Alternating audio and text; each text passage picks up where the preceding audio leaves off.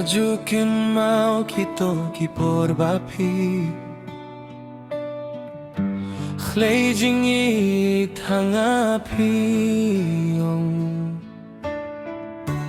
Rubapi ting banduno yanga Katnom siem ngakmen bangayos ngilbapi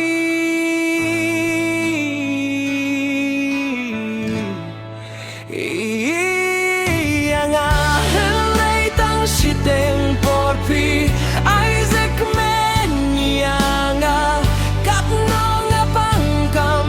sim Pims na tu ya kajing ityong nga yapi Shawe jingit pila se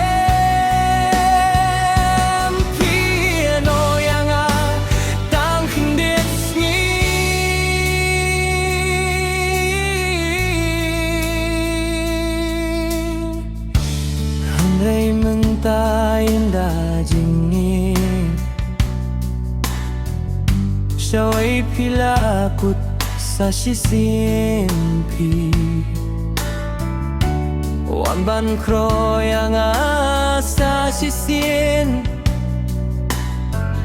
Ngas ngau lingo bangayos ngau ya